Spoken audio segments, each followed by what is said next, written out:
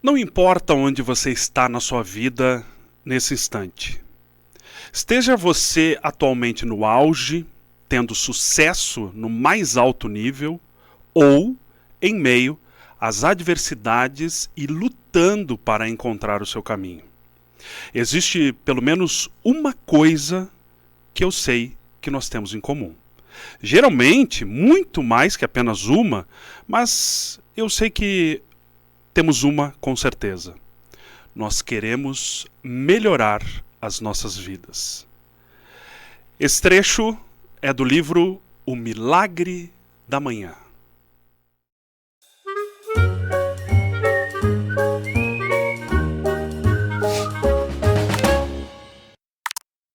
Estamos começando No Canto, esse espaço de bate-papo que a J2R está colocando em prática.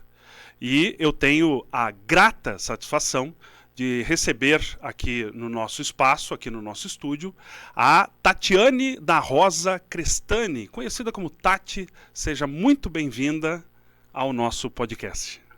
Olá, muito obrigada pelo convite.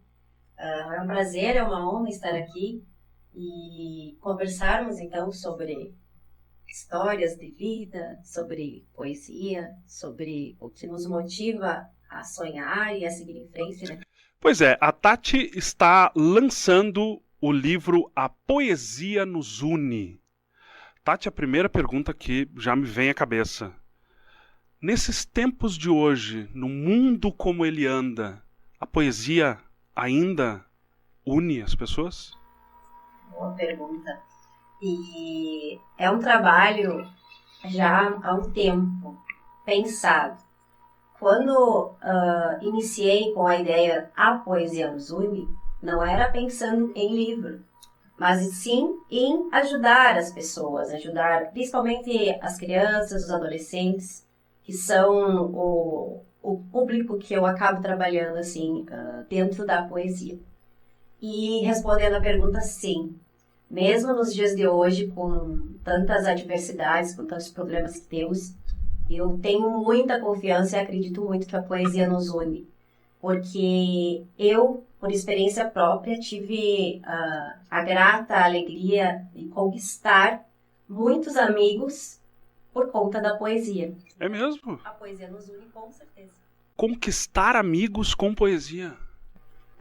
Vou te contar um caso em específico. 2019, antes da pandemia.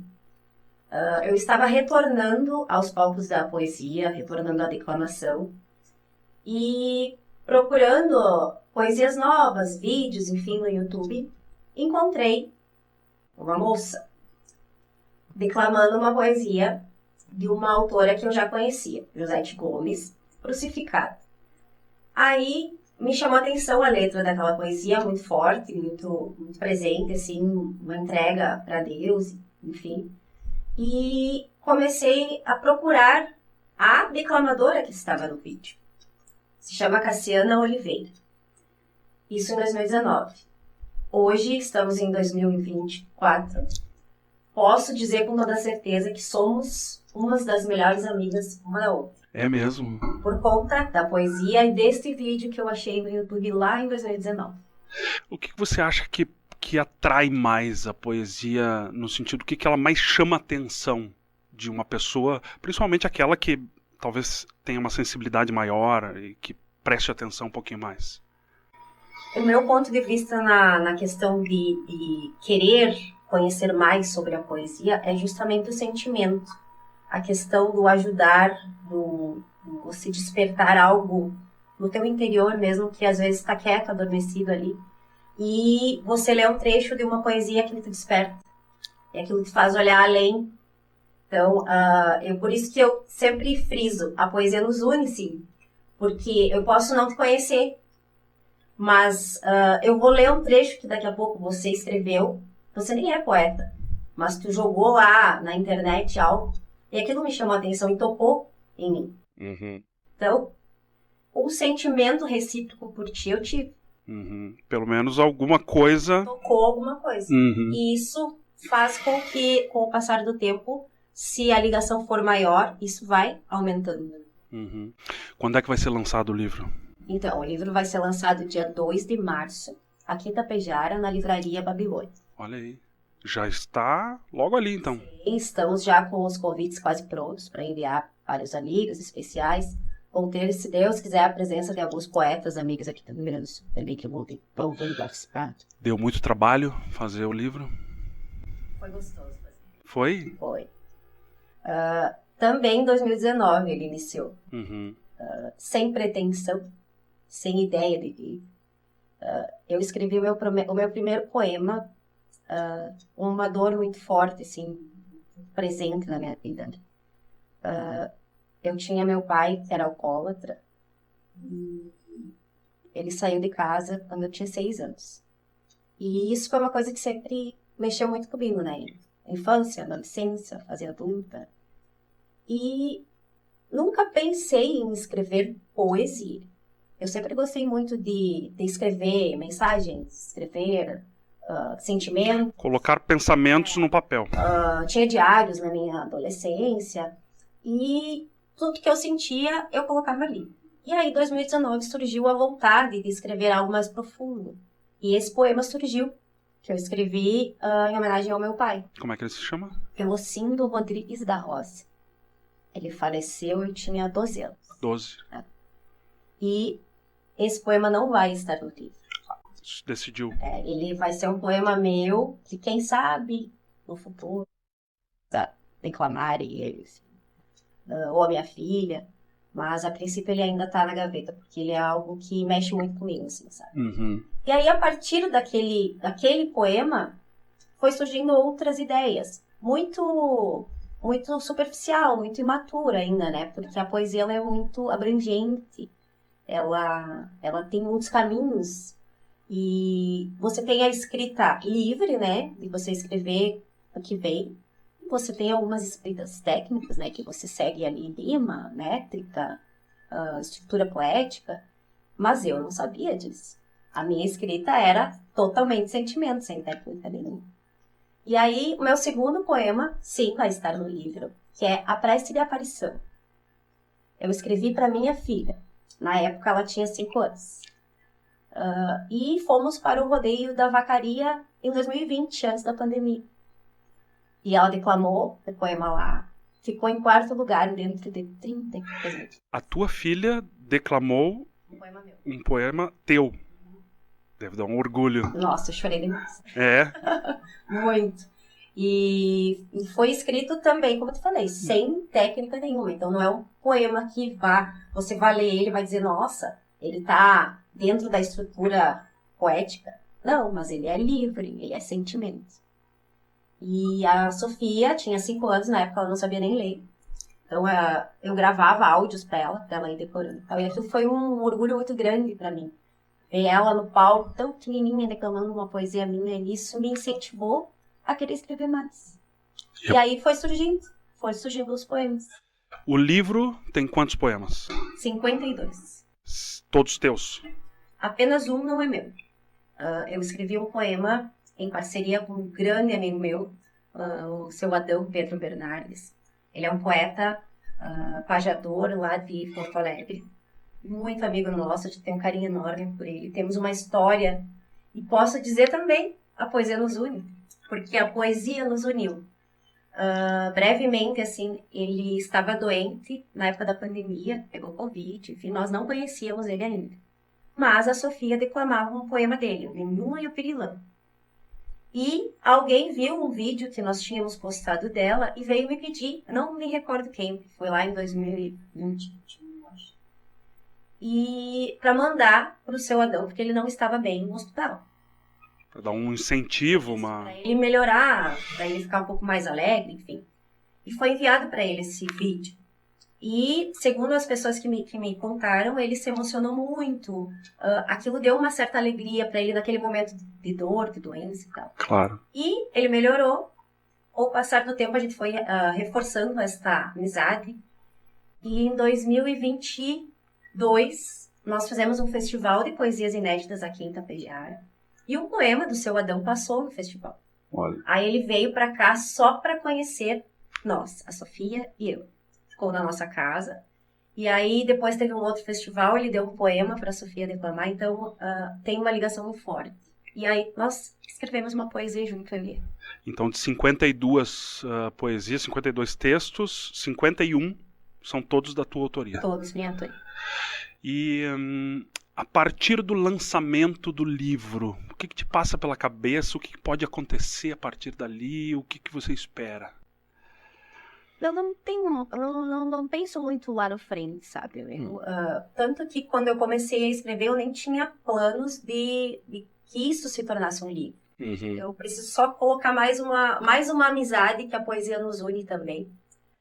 Inclusive que fez o prefácio do livro, que é o meu grande amigo Kaique Melo, de Santa Maria. Ele é músico. E ele me apresentou a parte técnica da poesia.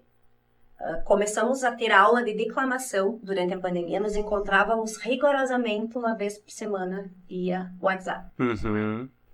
E eu contei para ele que eu gostava de escrever e ele começou a me ajudar com a parte técnica, então, né?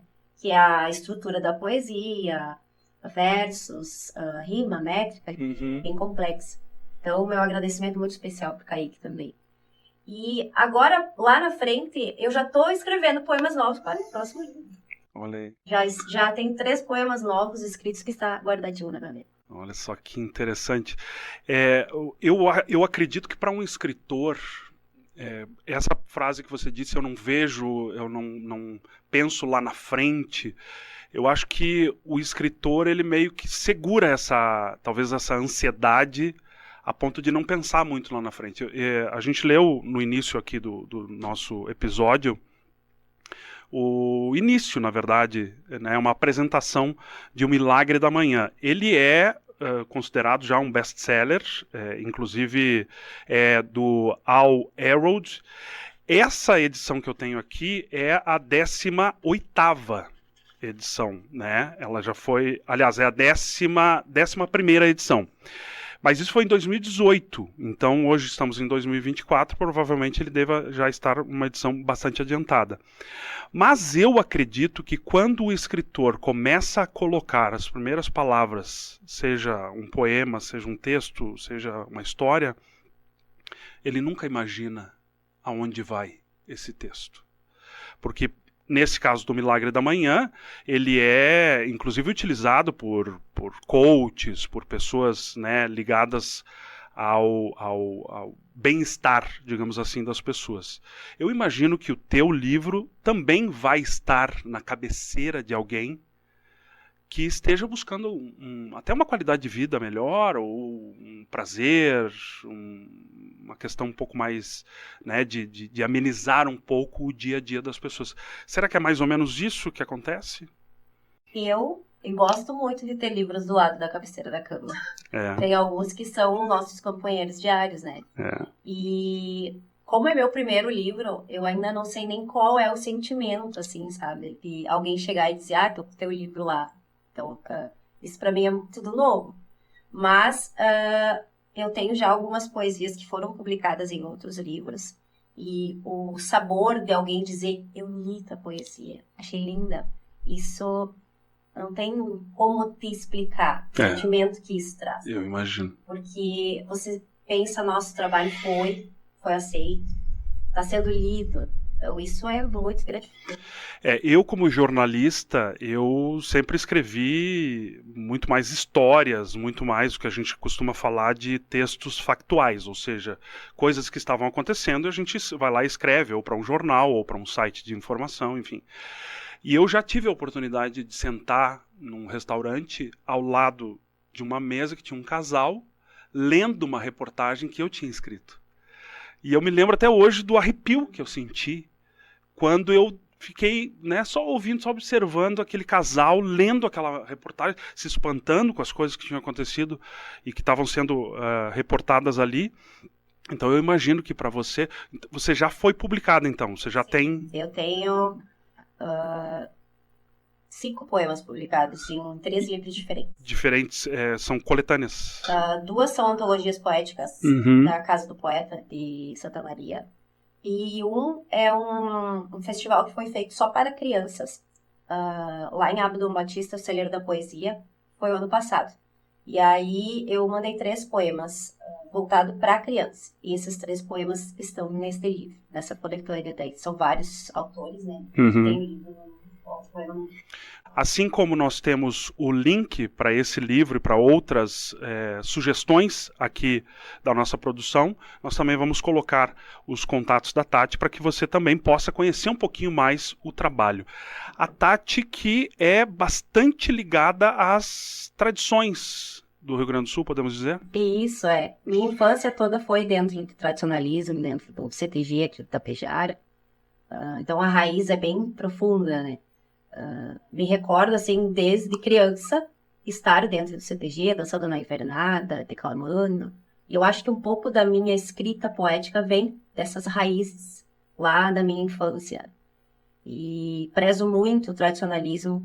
Eu vejo o quanto as crianças, os adolescentes se engajam nesse movimento e o quanto eles crescem, quanto eles amadurecem, enquanto prendas, enquanto peões, enquanto dançarinos.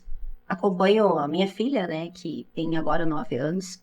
Ela já foi prendinha no CPG, declama. Então, eu vejo a evolução dela, né? E já tive a oportunidade e o prazer de acompanhar outros jovens também. E assim, o crescimento deles é incrível. Na oratória, na postura. Por que você acha que isso acontece? A tradição gaúcha, propriamente dita, assim, chama a atenção no Brasil inteiro, podemos dizer, no mundo inteiro, né? A tradição gaúcha, justamente por levar as raízes, levar um pouco da história aqui do nosso estado para o mundo inteiro.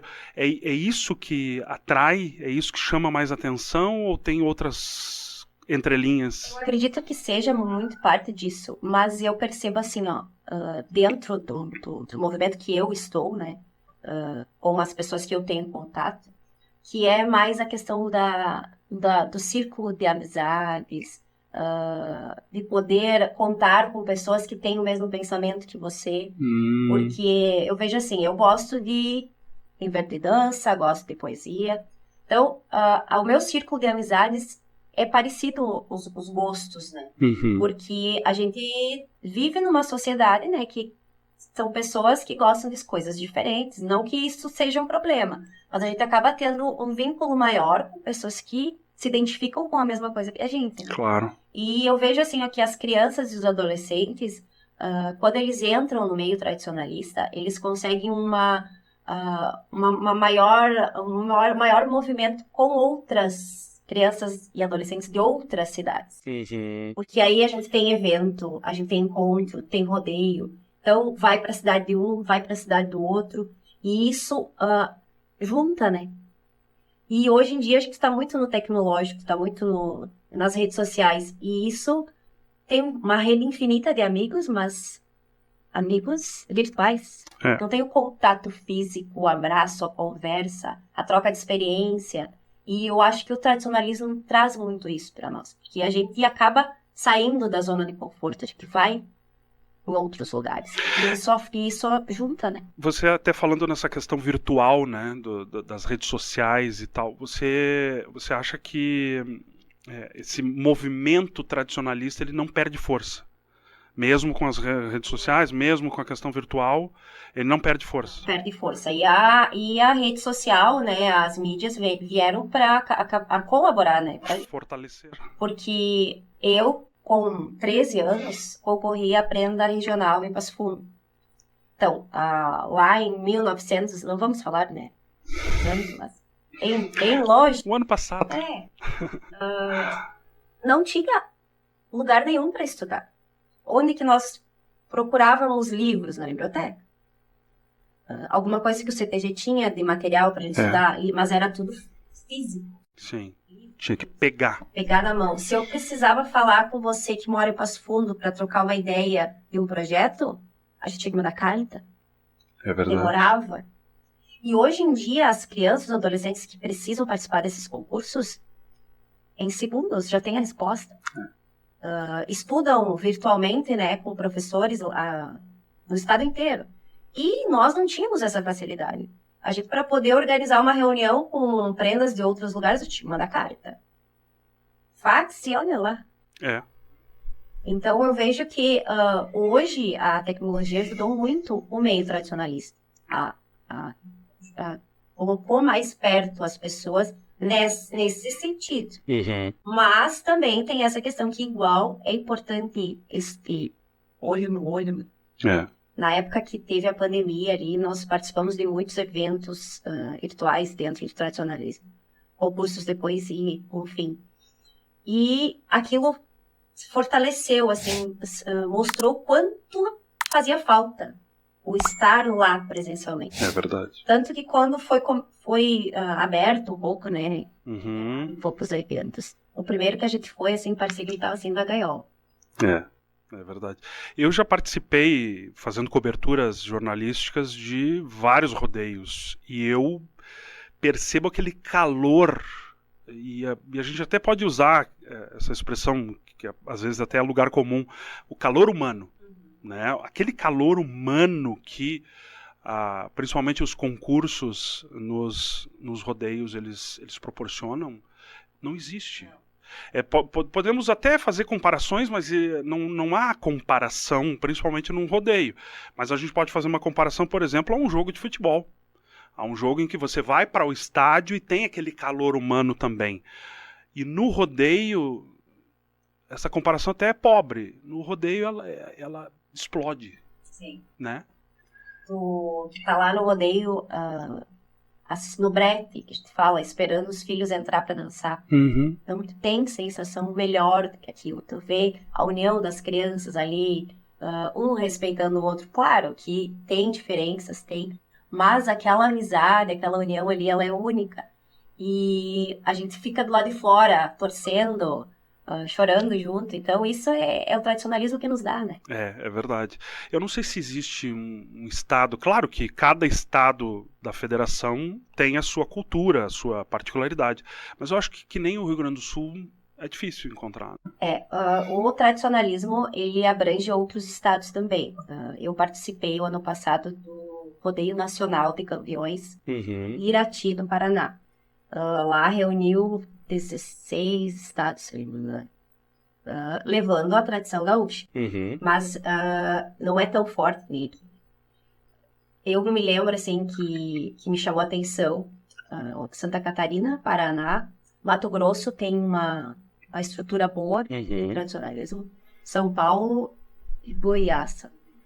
Até tem uma brincadeira que se fala que Lages, em Santa Catarina, é o município mais gaúcho dos catarinenses, justamente pelo número de CTGs, pelo número de pessoas que cultivam as tradições, inclusive pessoas que não são gaúchas, né? Sim, e inclusive esse festival que eu comentei contigo de crianças que teve no ano passado, é em Santa Catarina, Abdon Batista, e é um festival enorme, que tem anos já, que se fortalece cada vez mais e agrega um monte de outros estados, e todo mundo quer participar do rodeio de Abdon Batista, porque ele se fortaleceu, ele é forte e ele é bom. E é no outro estado. A tua filha frequenta esse meio desde que nasceu? Desde os 4 anos. 4 anos. E você espera que ela continue? Como é que você vê isso na cabeça dela?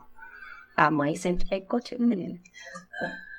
Ela tá com 9 agora e ela quer continuar. A gente sempre fala que ela quer ser parenda de faixa, que ela quer ir para a região. E eu sempre vou estar ao lado dela apoiando. Né? No momento que ela me disser, mãe, não quero mais, paciência, tudo bem, né? Mas se eu puder investir, insistir para que ela continue, sim. Meu filho está com 17 anos, também dançou até o ano passado no Invernada. Ah, é? Daí agora, por conta da idade, trabalho, escola, ele acabou se afastando. Então, são 2 filhos? São 2. E o Pedro, meu menino, é poeta também. Olha aí. Ele tem 2 prêmios de festival de poesia infantil que ele ganhou o primeiro lugar. Inspirados na mãe. Inspirado. A mãe deu umas empurradinhas. Filho, escreve. É um empurrãozinho bom, né? Um empurrãozinho bom. Agora, eu fazer essa pergunta para uma pessoa que está ligada às tradições gaúchas é até repetição, mas eu queria te fazer essa pergunta já desde o início, assim.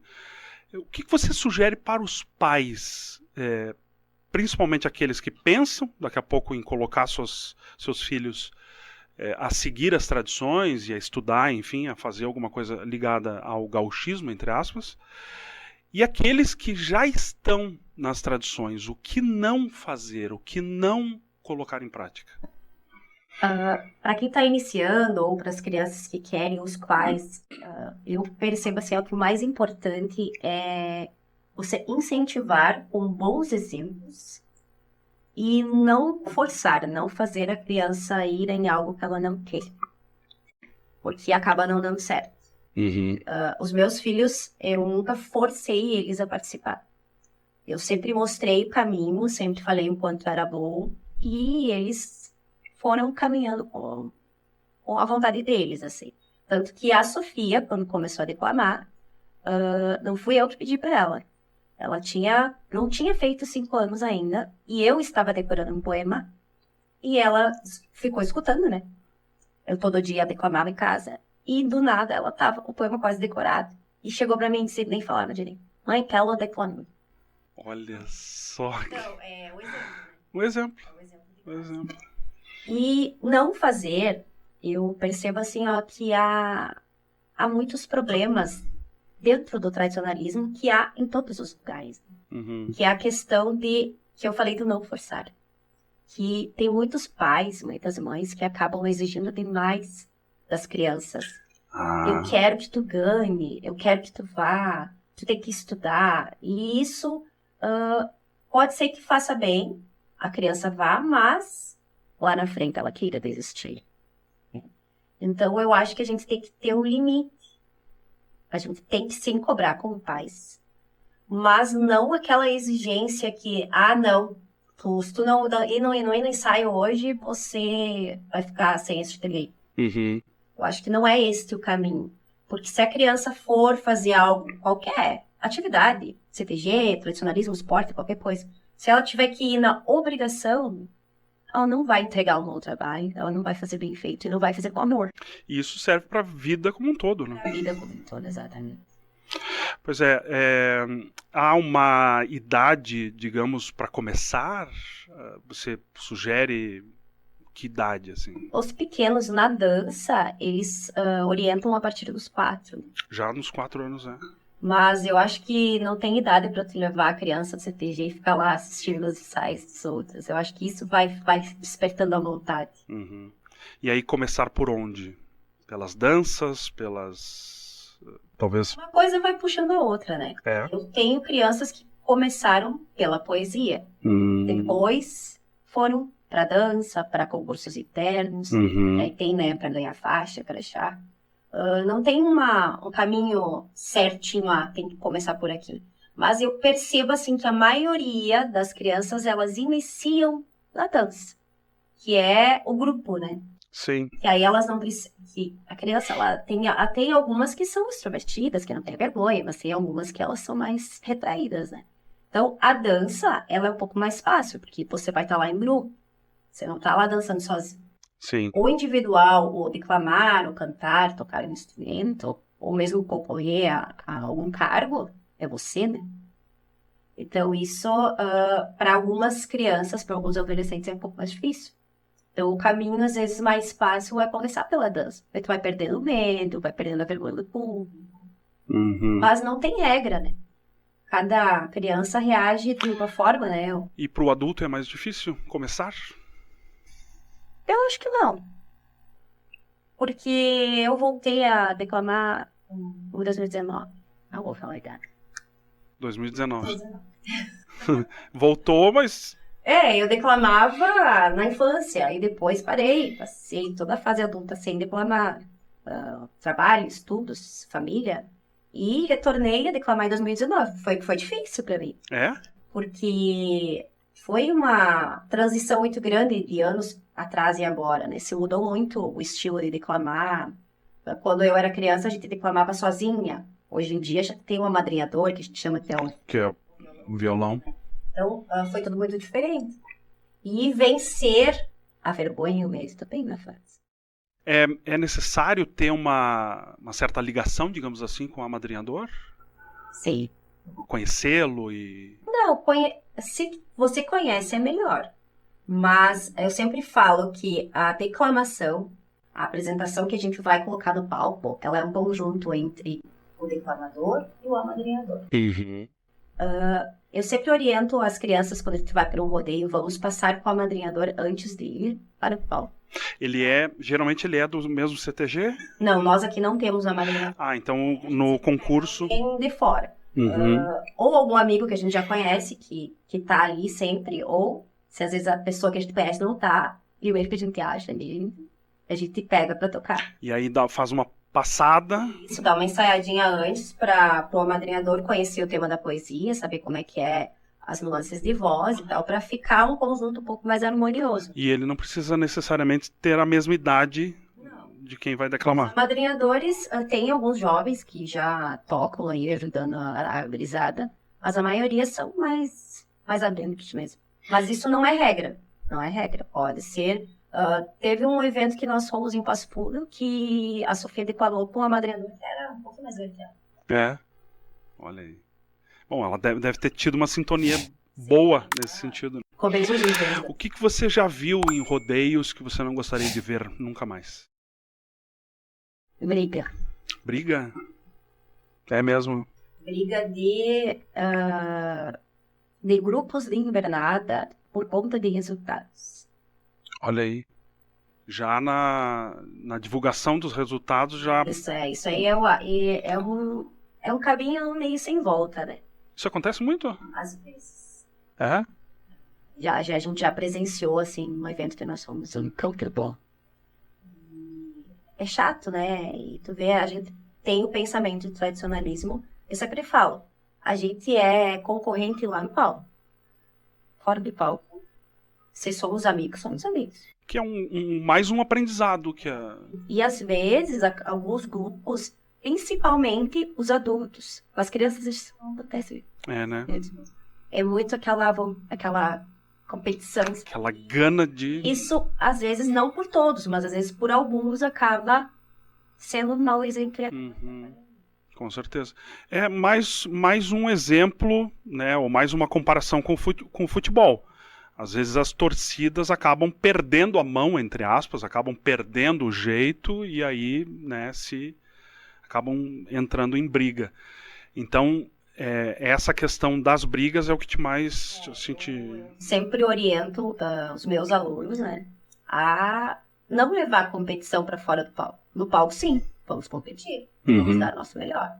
Mas fora daí, somos todos amigos. Se não somos conhecidos, vamos respeitar o trabalho do outro. Mas não aquela rixa de sair do palco, ficar provocando. Uhum. Eu já presenciei isso e é chato. É feio, né? É feio. Fica muito feio. E porque... não é o que a gente preza dentro do tradicionalismo. Com certeza. Com certeza. Eu tô com muita curiosidade para ouvir um poema teu.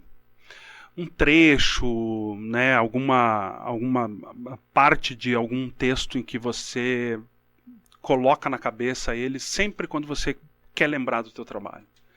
Será que a gente pode ter esse prazer aqui? Sim, tem um poema muito especial que está no livro. Foi vice-campeão no Festival de Poesias Inéditas em Caxias do Sul em 2021. E já tive o prazer e a oportunidade de ver outra prenda declamando ele no rodeio Marau, acho que foi. Como é que funciona isso? Vocês distribuem os poemas? Quando é, por exemplo, da tua autoria, a pessoa vai e pesquisa? Como é que ela chega nele? Tem um site que é o caminho que a maioria das pessoas que começam a declamar vão procurar. Ah, é? Juntando rios. Uhum. Então, se eu preciso um poema, eu não tenho livro, eu vou lá. Ou então eu vou pro YouTube. Tem vídeos que às vezes tem a descrição da letra do poema. Facebook. O meu, por exemplo, estava no livreto do festival que foi feito em Caxias.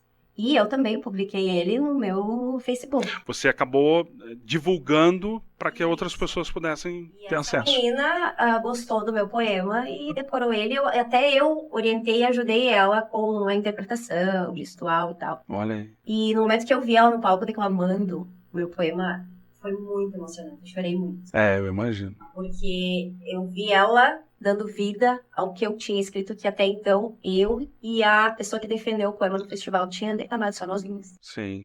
Então, e é uma adolescente, né? Levando uma história, porque esse poema ele fala sobre a escravidão. E ele traz uma mensagem que, nos dias de hoje, a gente ainda sofre com isso, né? A escravidão moral, às vezes, a escravidão de você ter que fazer algo que você não quer. Então, é uma mensagem forte. E aí, eu vendo ela declamar, disse, nossa. Uma adolescente falar de um tema tão pesado, tão forte, né? Forte. Aquilo mexeu muito comigo. Eu fiquei muito feliz. Eu disse, nossa, acho que estamos no caminho certo. Eu acredito que sim, eu acredito bastante que sim.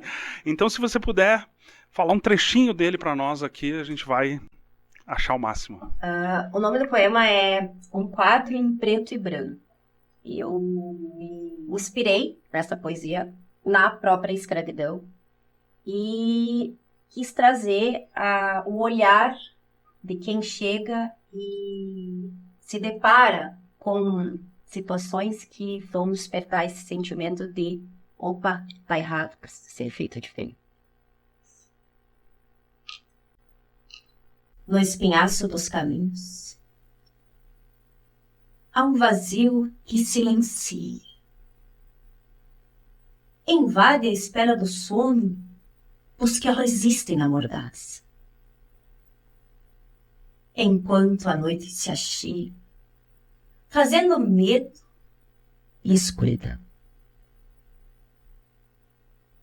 Num tempo há muito esquecido, perdido nas madrugadas com açoites e chibatas, a noite derrama lágrimas aos cativos que partiram para nunca mais voltar. O Nassá abriga a história de lutas por liberdade e repúdio ao desrespeito, de vidas escravizadas pelo negrume da cor, que se lava sem os vestígios. Na velha casa sombria, entre fotos preto e branco,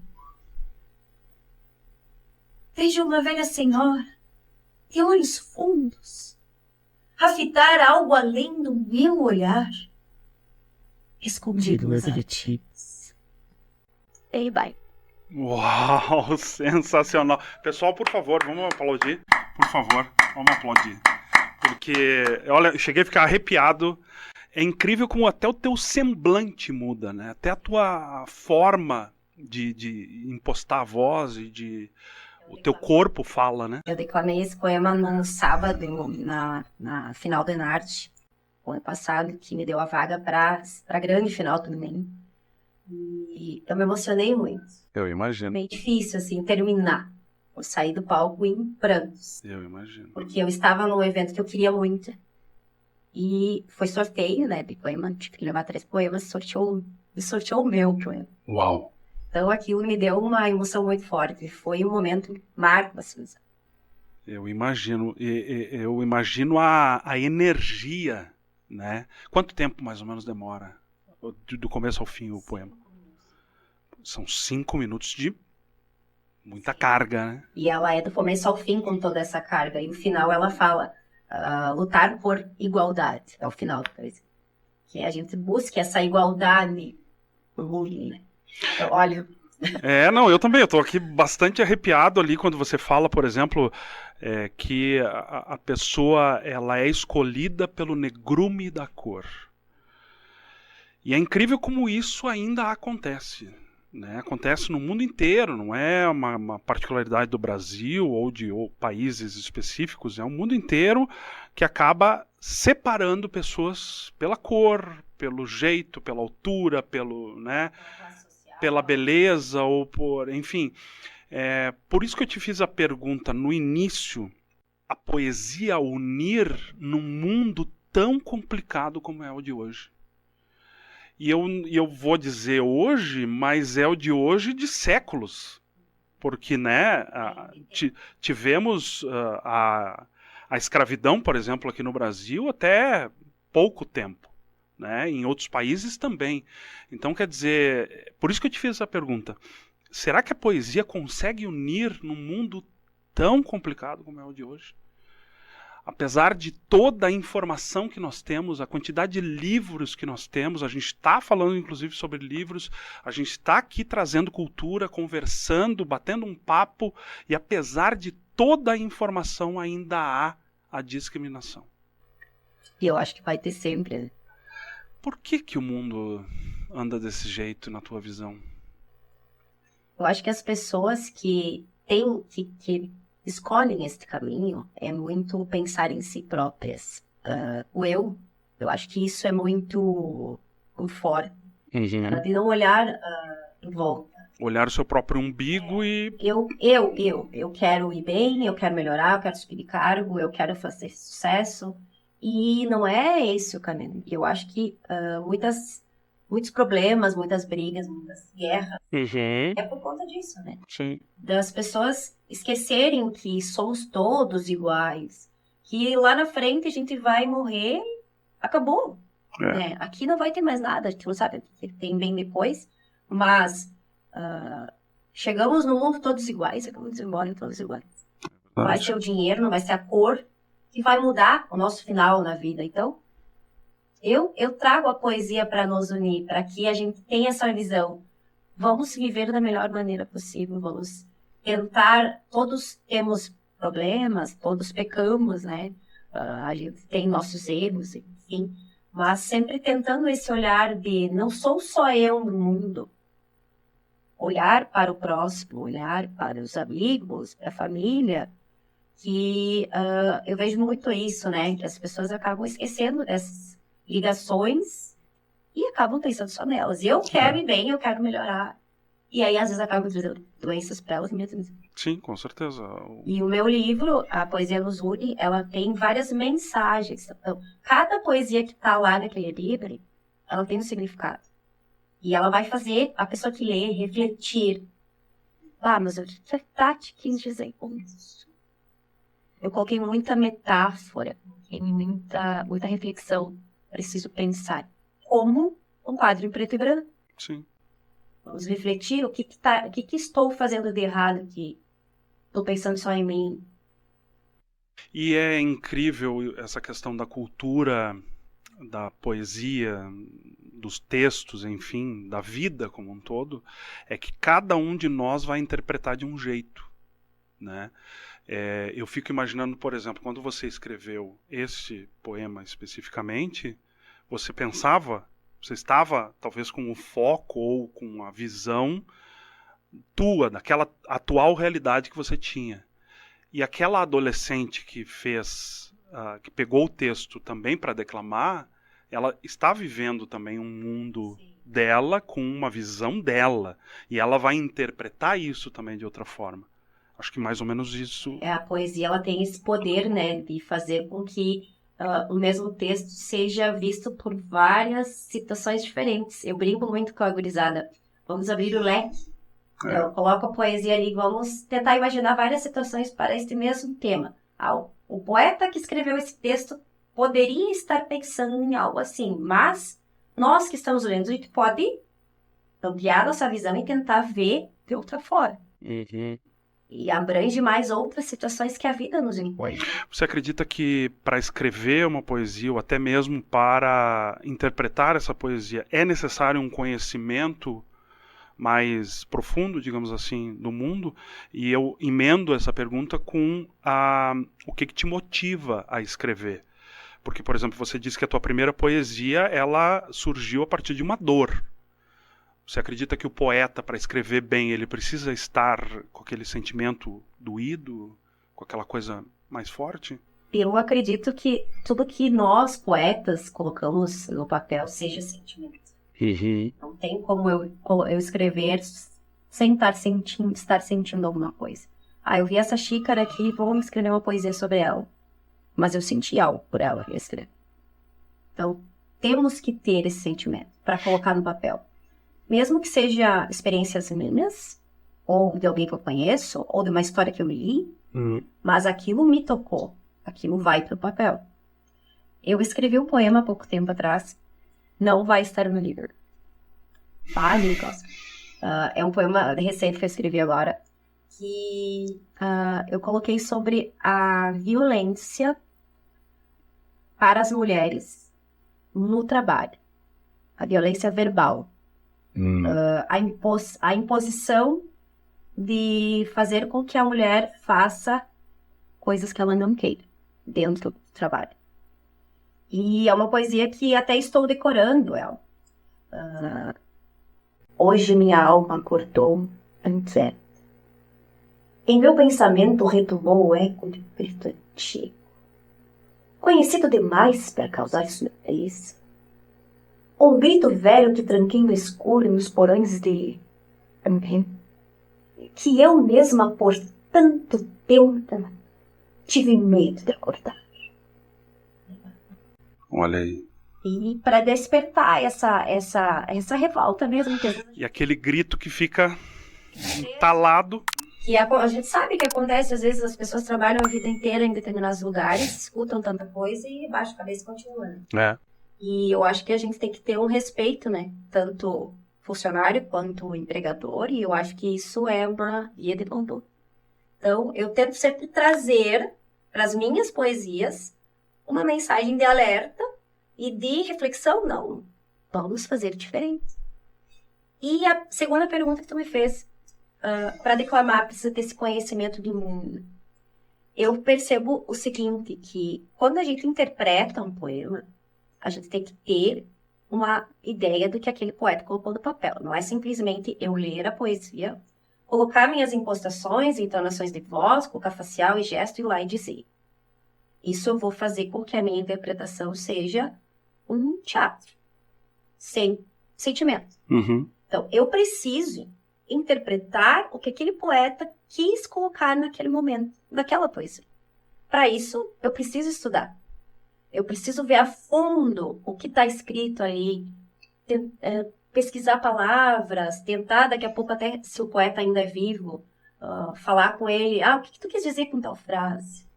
Isso vai enriquecer demais a interpretação lá na frente. Porque se eu for declamar um poema superficial, que eu não estudei ele vai ser sem isso. Vai ser só dito. Só dito, como se eu estivesse lendo. E a poesia não é isso, a poesia é puro sentimento. Olha aí, é um belo resumo, né, do que é a poesia. Sentimento e ponto final. Eu queria te perguntar sobre os teus ídolos. Quem são teus ídolos? Quem te inspira hoje a fazer o que você faz ou até mesmo a criar, fazer coisas novas? Uma das pessoas que me inspira muito é minha mãe. É. Minha mãe é muito batalhadora, assim, né? Ela sofreu muito pra me criar praticamente sozinha. Era filha única? Filha única. Então ela é uma das minhas inspirações. Como é que é o nome dela? Jubilda. Ela mora em Itapejara? Aqui em Itapejara. Olha aí. Então, eu me inspiro muito na força que ela tem, né? De crescer, de trabalhar, de me educar, né? Eu sempre falo que a base da minha educação foi a minha mãe. E Deus, tenho muita fé e muita inspiração, eu peço para Ele. E Ele me atende. Ele te ouve? Tem muita coisa que eu escrevo assim, que depois eu vou ler e eu penso, acho que tem algo, não tem eu que escrevi aqui. Não, brincadeira, né? Mas eu acredito muito, né, nesse poder superior a nós. É que às vezes parece que a gente não vai dar conta. Às vezes parece que a gente não vai conseguir fazer o que a gente se propõe a fazer ou o que a gente gostaria de fazer. E aí a mãozinha de Deus acaba agindo ali, né?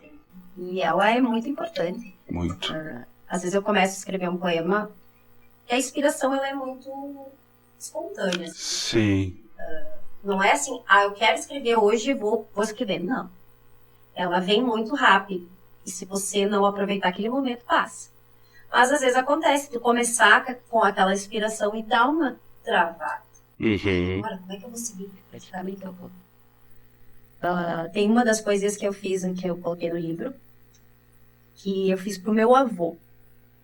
que também tem uma história muito linda com ele dentro do tradicionalismo. Foi ele que me levou ao tradicionalismo. Ele que acabou te apresentando. E daí, como eu não tinha meu pai, né? Então a minha avó e o meu avô eram da patronagem do CTG, e eu tinha 4, 5, 6 anos, e ele começou a me levar nos ensaios de Indaiá. Você nasceu em Tapejara. Em Tapejara. E o meu avô é o seu Dante de Doné. Já faleceu. E essa poesia eu quis fazer para ele.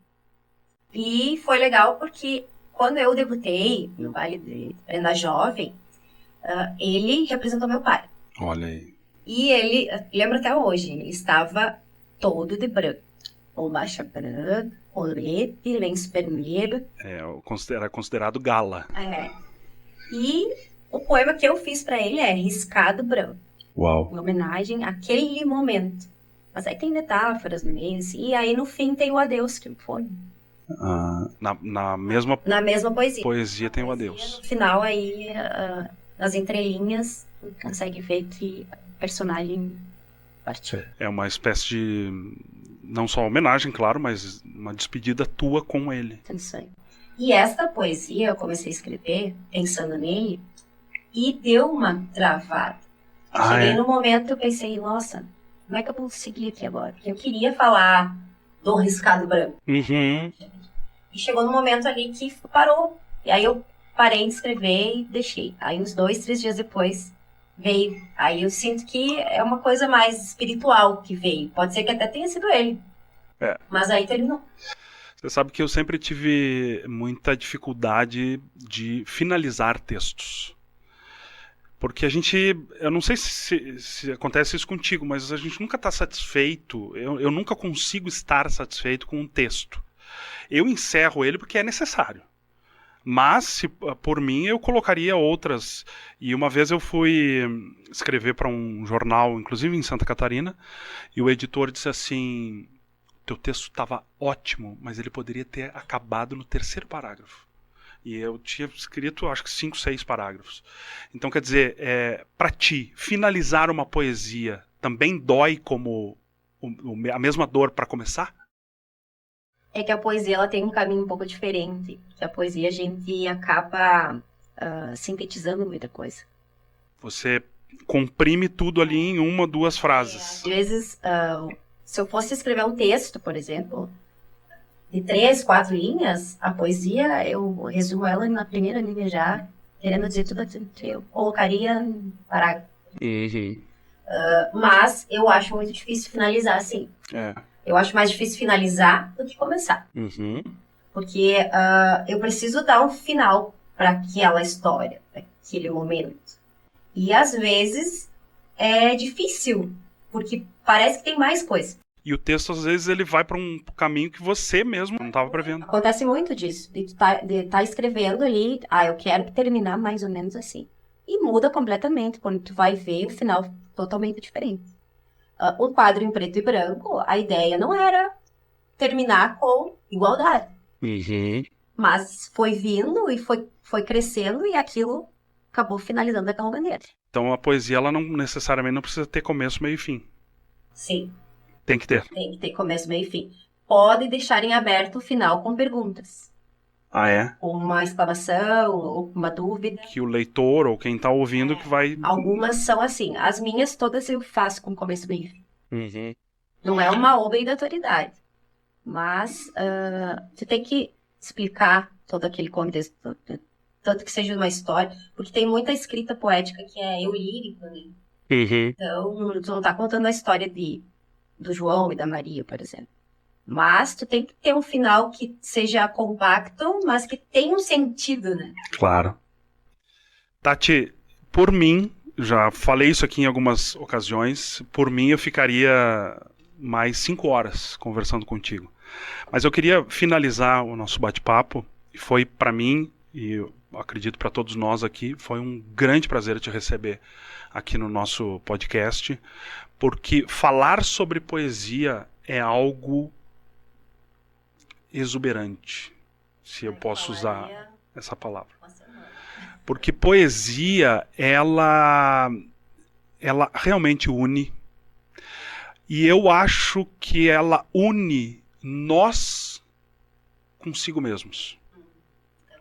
Ou seja, a gente lê algo que a gente vai buscar talvez até se espelhar ali. Será que eu falo isso? Será que eu penso assim? Será que eu sou desse jeito? E talvez, e acredito também que um bom texto, uma boa poesia, ela também vai te mostrar outros caminhos.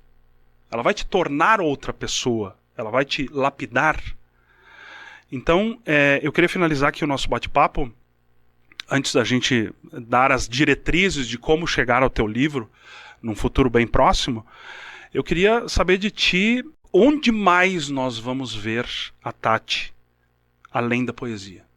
Onde mais nós vamos te encontrar nesse mundão afora? Na poesia, sempre.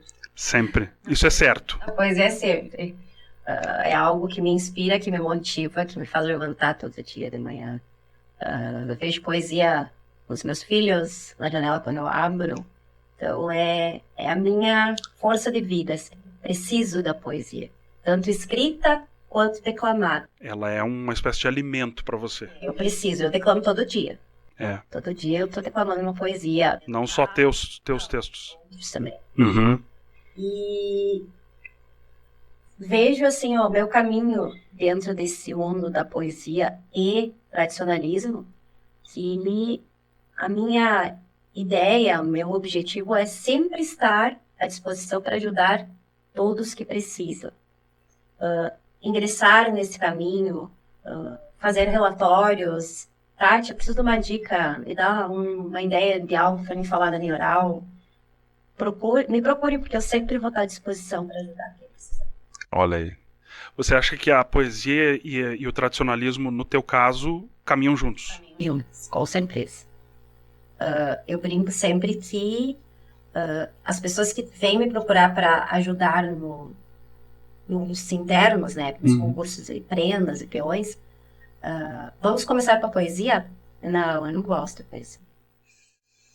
Tá, mas quando você for falar a tua oral, tu não vai precisar de técnicas de declamação.